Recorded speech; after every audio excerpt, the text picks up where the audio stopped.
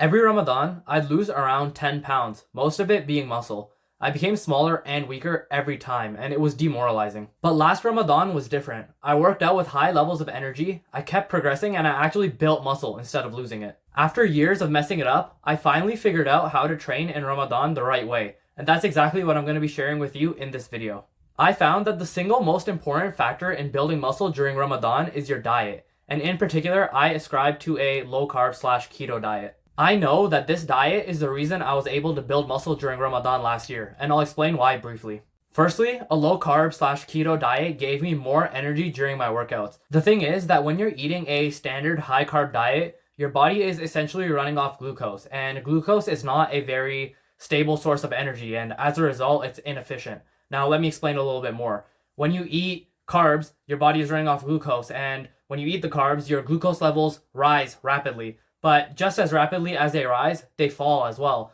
So this leaves you hungry and feeling lethargic because your body is used to running off glucose, but you got that little glucose spike, but now it's crashing down even below baseline. And it's especially worse while you're fasting because you can't do anything about this hunger and this lack of energy. You can't eat more food. You have to wait until you break your fast. So it's really just not really conducive to be eating carbs, especially while you're fasting. On the contrary, when you're eating on a keto diet, and you get adapted to a keto diet, your body starts to run off dietary fat. Now, in complete opposition to running your body off carbohydrates and glucose, when you're running your body off dietary fat, it is a very, very stable source of energy because your body is able to use the fat stores on your body as well for energy. So even when the sort of energy from the food runs out, your body can just run off its own fat. And that is why I was able to train with such high levels of energy last year, to the point where I was actually able to progress in my workouts and get stronger while I was working out, even though I was working out fasted.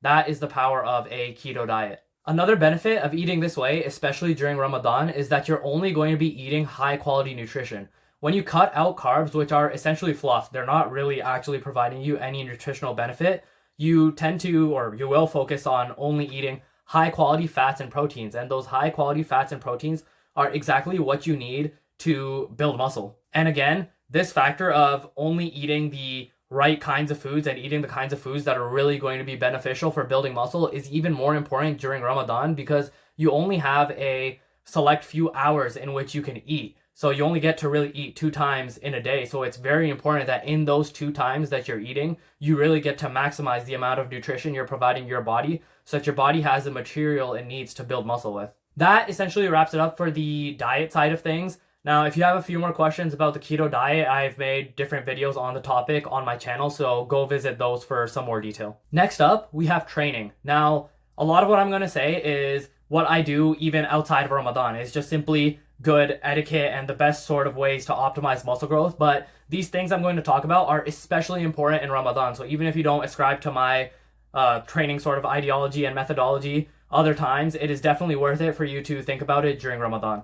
To begin with some of those methods, first and foremost, I want you to train with high intensity and low volume. Again, this is important overall because when you train with high intensity, you take your muscles closer to failure. That's when you get the most bang for your buck out of each set. But that becomes especially more important during Ramadan because we don't want you doing junk volume.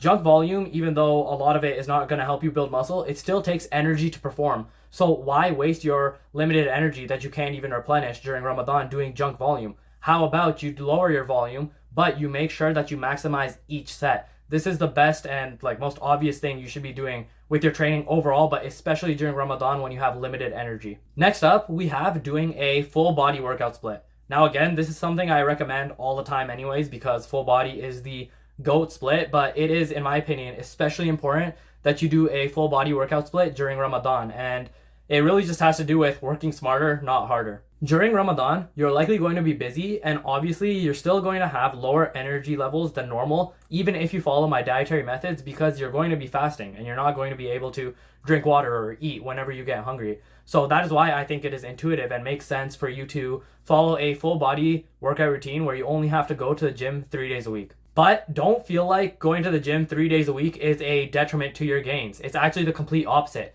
Doing a full body workout 3 times a week is actually better for your gains overall, especially when you pair it with high intensity training. This is because you don't have to do that many sets per individual workout. You're able to take sets close to failure and really stimulate the muscles fully. But the special thing about a full body routine is since you hit every single muscle group every time, you're actually able to maximize your training frequency more than you can on other sets, say like an upper lower. So it is actually better for your gains as well to train just 3 times a week. And that is why I say that full body workout routines are basically the epitome of working smarter, not harder. So that wraps up the training aspect. And lastly, we have hydration. To maximize your hydration, I would recommend that after you break your fast, you take some salt and you put it in water and then you drink it. Salt really helps to maintain proper electrolyte balance and hydration. And especially during Ramadan, again, since you're going a prolonged period of the day without drinking water, it's very important and it's difficult to get a lot of water into your body. So the salt just helps to really boost that hydration and electrolyte balance in your body without you having to chug a ton of water. As we know, hydration is very important for regular bodily functions, but it's also very important for muscle growth. So it is very important that you make sure your hydration is on point even during Ramadan so that you can maximize your muscle growth. So that pretty much wraps it up. These were my 3 overarching tips to help you build muscle during Ramadan. I used these very tactics last year to help me build muscle during Ramadan for the first time. So make sure to implement these changes, and I'm sure that you can build muscle during Ramadan too. If you found this video helpful, consider giving it a like and subscribing to the channel. And if you have some more questions, don't hesitate to visit the link in my description and join my Skool community. It's free, and there you'll get a free course and you'll also get access to me, and I can personally help you with whatever physique goals you have. Other than that, thanks for watching. Bye.